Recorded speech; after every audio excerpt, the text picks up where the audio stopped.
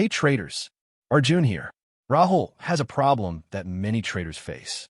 He trades both Nifty options and individual stocks, but he can never figure out which one he is better at. Some months he is good at index options. Other months his stock picks are stronger. He keeps switching, losing focus. Today, Arjun sits Rahul down and draws the definitive comparison. Index trading versus stock trading. Side by side. No opinion. Just facts. Rahul decides. Index trading versus stock trading. Here is the confusion Rahul faces. When he trades Nifty, he feels safe. It is diversified, but the returns feel small. When he trades individual stocks, the returns can be huge. A breakout on Tata Motors can give him 5 times what a Nifty trade would. But individual stocks also give him nasty surprises. A company he thought was strong posts terrible results. Stock drops 15% overnight. No chart pattern warned him. No stop loss was fast enough. Index trading feels boring. Stock trading feels exciting and dangerous. Both feelings are misleading him. The advantages of index trading. First, instant diversification. One Nifty trade equals 50 companies. No single company can destroy your position overnight. Second, no earnings surprise risk. Individual stocks can fall or rise 15 to 20% on results day. Nifty barely moves 3%, even in extreme cases. Third, extremely liquid. Nifty and BankNifty options are the most actively traded in the world by volume. Your orders fill instantly at the price you want. Fourth, predictable technical levels. Nifty respects support and resistance beautifully because thousands of traders are watching the same levels. Fifth, 24/7 news coverage. You always know what is affecting the index.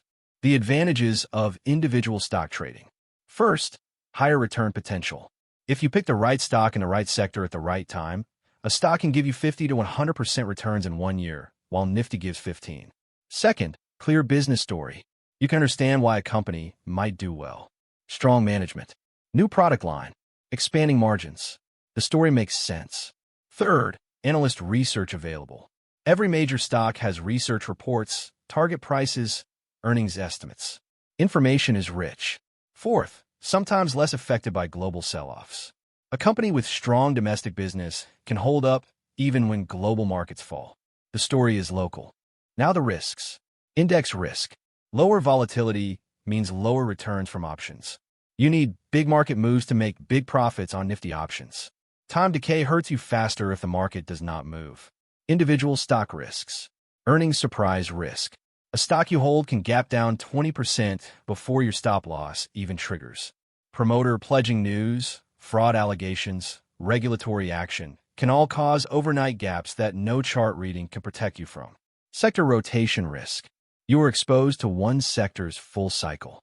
When pharma falls out of favor, all pharma stocks fall regardless of individual company quality.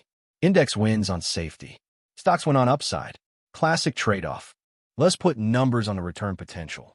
Average annual return on Nifty long-term is 12 to 15%. A good stock picker in the right year can get 30 to 50%. Option trading amplifies both. A Nifty option trade with a good setup can return 20 to 40% on capital deployed per trade. A stock option on an earnings catalyst can return 100 to 300% in days. But the flip side is equally violent. A wrong Nifty call might lose 20% of premium. A wrong stock call on earnings can wipe out 80% of premium overnight. Higher potential means higher destruction too. Always. The decision framework. For absolute beginners, start with index. Nifty first. BankNifty second after 6 months. The index will teach you how markets move without the distraction of company-specific surprises. For intermediate traders with 6 to 12 months of experience, add sector ETFs. Bank ETF, IT ETF, Pharma ETF. These give you sector exposure without single stock concentration risk. For experienced traders who understand earnings cycles, management quality, and sector rotation deeply, then individual stocks become powerful. Capital also matters. Nifty futures require around 1 lakh margin. Bank Nifty about 80,000. Individual stock futures vary. Options need less, but lose faster. Start where your capital allows proper position sizing. Rahul made his decision. He chose Nifty and BankNifty as his primary instruments. Not because stocks are bad, because he realized he was getting distracted.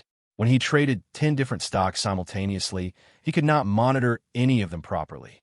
He would miss the exit signal on HDFC Bank because he was watching Reliance. By focusing on just 2 indices, his attention improved dramatically. He stopped missing signals. He stopped overtrading. Clarity of focus improved his trading more than any new indicator ever could. 2 instruments. All attention. Better results. Arjun's recommendation. It is not about which is objectively better. It is about which fits your lifestyle and personality. If you have time to research companies, read quarterly reports, follow sector news daily, stock trading can be very profitable. If you have limited time, want rules-based trading, prefer cleaner technical setups, index trading is more suitable. Most professionals eventually do both, stock for long-term portfolio, index derivatives for short-term trading. But in the beginning, focus. Pick one, master it, then add the other. Try to master both simultaneously is how you master neither. Index or stocks. The market does not care what you choose, but your results will depend on whether you match your instrument to your skills and temperament. Choose deliberately, not randomly.